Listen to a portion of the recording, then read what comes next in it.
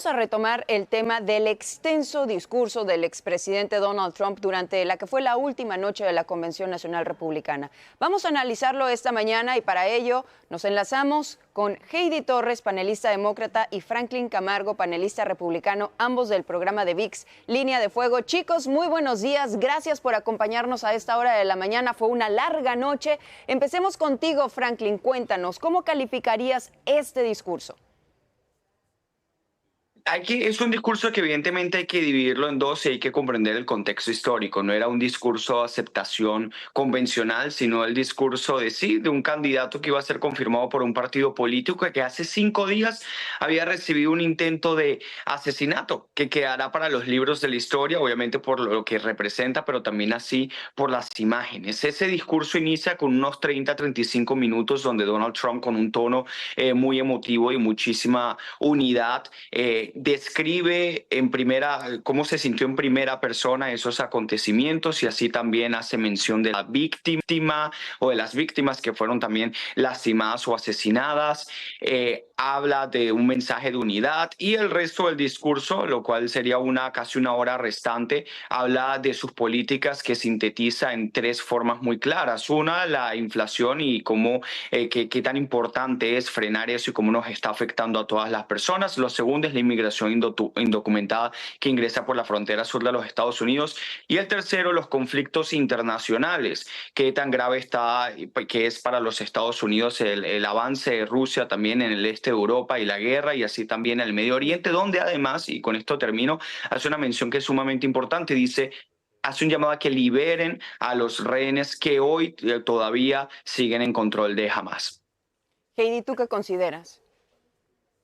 Bueno, en realidad yo le hubiera creído su papel de hombre arrepentido que quiere unificar al país si no nos hubiera demostrado que no es lo que quiere y si no hubiera utilizado la muerte de Cory Comperatore como un accesorio en el escenario. Lo vemos que él va a el jacket y a el casco de bombero e incluso le da un beso. Y él nos dice en el discurso que supuestamente este es el jacket que utilizaba él cuando era bombero. Sin embargo, el apellido de Cory Comperatore estaba mal escrito en ese jacket. Así que la pregunta es en realidad el jacket de la víctima que murió en su mitin político? ¿Y cómo es capaz de utilizar la muerte de una persona para propaganda política? Los primeros minutos, por lo menos 30, fueron hablando de él y de lo que sucedió. Sin embargo, luego regresó a la misma retórica de siempre, de culpar a los demócratas de una supuesta persecución política, de seguir demonizando al inmigrante, diciendo que están viniendo por los trabajos de los estadounidenses,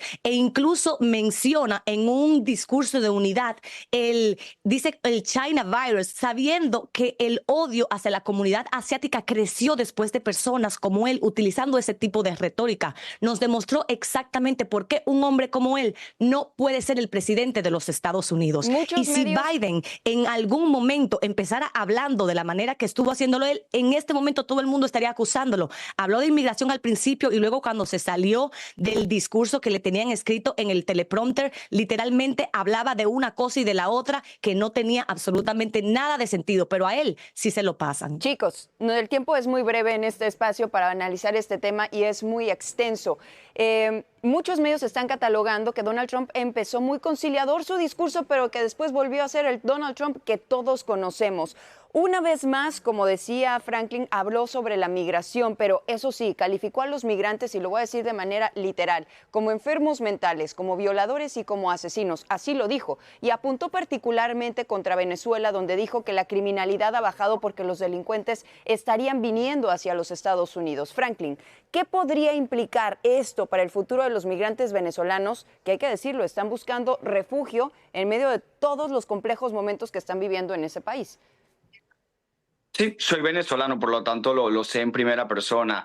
Quienes venimos aquí, evidentemente lo hacemos a buscar un mejor futuro, pero también es cierto que hay venezolanos pertenecientes a bandas criminales venezolanas que han ingresado en los últimos años, desde que la administración Joe Biden llegó al poder, a Estados Unidos y han cometido crímenes terribles. De hecho, los venezolanos, quienes escapamos precisamente esas circunstancias, ese tipo de crimen organizado, hemos de ser los principales interesados en que nuestro gentilicio no ingrese por la frontera sur de los Estados Unidos. Unidos. Donald Trump se refirió así a los inmigrantes criminales, completamente todo lo que tú también dices, pero también dijo algo sobre los inmigrantes y fue: queremos que vengan, pero que vengan en la manera correcta. Y yo creo que eso siempre es muy importante resaltarlo. Luego podemos discutir en cuáles son esas vías, si se deberían expandir. Yo soy una de las personas que creen eso, pero siempre hay que recalcar. Donald Trump dijo, son bienvenidos, pero tienen que venir de la forma correcta. Cuenta que aquí, sobre todo en esta campaña, los modos las formas son tan importantes como el fondo. Y el expresidente Donald Trump mencionó una frase, y lo voy a decir: los países del tercer mundo lucharían con palos y piedras para evitar que esto suceda, refiriéndose justamente a los planes de deportación. Heidi, ¿podrían estos comentarios generarle más problemas a Donald Trump en el electorado hispano? Yo creo que sí, porque es un mensaje de rechazo hacia nuestra comunidad. Y si muy bien personas como Franklin y yo estamos legalmente en los Estados Unidos, nosotros sentimos por esos hermanos nuestros que lamentablemente no tienen un estatus legal en este país y por las millones de personas que están huyendo de situaciones precarias en sus países. Y la realidad es que yo pienso en ese papá que está abandonando en este momento a su esposa y a sus hijos para venir a buscar una mejor oportunidad, a vivir el sueño americano en los Estados Unidos. Y este mensaje de rechazo a las personas que más lo necesitan, en mi opinión, no es un mensaje de unidad. Se suponía que esta locución se trataba de unificar al país, en especial después de haber sufrido un atentado. Y si después de un atentado no eres capaz de unificar a través de un mensaje, eso nos dice que tú ni siquiera te puedes controlar. El narcisismo no lo puede controlar. El rechazo hacia nuestra comunidad no la puede controlar. Y yo creo que nosotros nos merecemos algo mucho mejor que Donald Trump. El tema de la economía es importante para todos en este país, y Donald Trump volvió a afirmar que bajo su mandato Estados Unidos tuvo la mejor economía en la historia del país. Heidi, se dice que muchas cosas no fueron tan precisas como lo dijo el exmandatario. ¿Qué tan cierto es esto? Correcto, es la realidad. E incluso si comparamos la economía de Biden, que viene de una recesión que él le dejó mediante COVID, estamos hablando de que Biden ha creado muchos más empleos que él. De 6.5 por ahí que fue Donald Trump, Biden ha creado más de 15 millones de empleos. El Producto Interno Bruto ha visto mejores números que los que se vieron bajo Trump. Y recordemos que a Biden se le entregó una pandemia, el país cerrado, y la inflación no solamente era en Estados Unidos, era en el mundo entero. Y hemos sido la economía que se ha recuperado más rápidamente en todo el mundo. Y si bien las cosas todavía no están como querríamos, Biden y los demócratas han estado trabajando para llevarnos a un momento en donde podamos respirar y saber que se hizo lo correcto. No estaríamos en la misma situación si Donald Trump hubiera seguido en el cargo. Recordemos que en 4 años Donald Trump gastó más dinero que Obama, si contamos en el tiempo, $8.4 billones.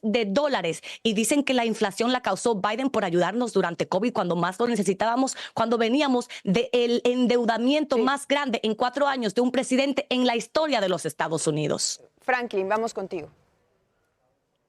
Para mí el contraste es bastante claro.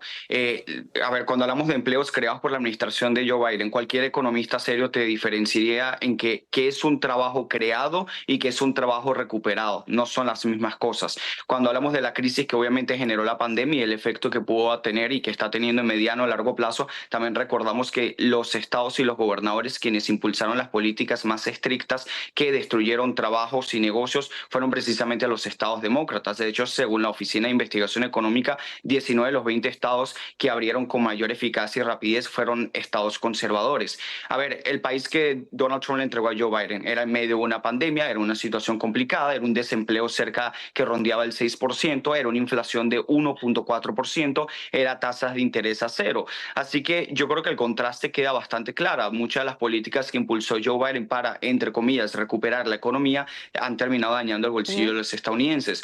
Hoy, después de alcanzar una inflación que por el verano del 2022 será la inflación más alta en 40 años, hoy esa inflación está en 3% y muchos lo celebran, aunque evidentemente yo quisiera regresar a 1.4, 1.2, también tiene un costo, y es tener las tasas de interés más altas en 2 décadas. Los precios de energía o de gasolina son 50% más altos que cuando Donald Trump deja la presidencia. Así que el contraste es claro y las personas lo saben. Y el contraste... Donald Trump deja la presidencia durante COVID, cuando la gente no estaba trabajando. Chicos, me encantaría seguir con este debate. Lamentablemente tenemos que terminarlo por cuestión de tiempo, pero yo les quiero agradecer sus valiosísimas aportaciones. Muchas gracias, Heidi Torres. Gracias, Franklin Camargo, ambos panelistas del programa Línea de Fuego. Y si ustedes quieren ver el debate completo y mucho más profundo, no se pueden perder hoy Línea de Fuego por Noticias Univisión 24/7. Gracias, chicos. Un fuerte abrazo. Mientras tanto, el presidente Joe Biden se sigue recuperando de COVID-19 y también hay otro demócrata de alto nivel que le está pidiendo al mandatario que se retire de su candidatura a la presidencia. Para tener más detalles, saludo a esta hora a Andrea León. Andrea, muy buenos días, cuéntanos. Muy buenos días. Efectivamente, continúa aumentando el número de figuras demócratas que piden que el presidente Joe Biden abandone la carrera presidencial. Ahora se une el senador por Montana, Jon Tester. Mientras medios como ABC están reportando que Nancy Pelosi, Chuck Schumer y Hakeem Jeffries tuvieron conversaciones directas con el presidente Biden instándolo a dejar la carrera. El Washington Post dice que el expresidente Barack Obama le habría pedido en privado también a Biden reconsiderar un nuevo mandato y el congresista Adam Schiff se lo pidió luego de que se hiciera público un audio grabado durante una recaudación de fondos en el que dice que está preocupado por él. Según una encuesta reciente de AP, el 65% de los demócratas dicen que Biden debería retirarse de la contienda, pero el Comité Nacional Demócrata y la campaña de Biden lo descartan. Esto mientras el mandatario se encuentra aislado en su casa en la playa de Delaware por el COVID. La Casa Blanca dice que está experimentando síntomas leves y tomando la medicina Paxlovid. Justamente a principios de semana, Biden había dicho que solo consideraría abandonar la carrera por razones médicas. Entre tanto, Kamala Harris, su binomio y posible reemplazo, impulsa la agenda de Biden durante su campaña en Carolina del Norte. Hay reportes de que el presidente Biden está más abierto a la idea de abandonar la contienda y podría hacerlo tan pronto como este fin de semana. Además, el Comité Nacional Demócrata anunció que la votación virtual no comenzará hasta agosto, retrasándola una semana. Algunos analistas consideran que esa medida buscaría ganar tiempo para convencer a Biden de que se retire. Es la información que tenemos hasta el momento. Yo regreso con ustedes. Muchísimas gracias, Andrea, por la información. Seguiremos muy atentos.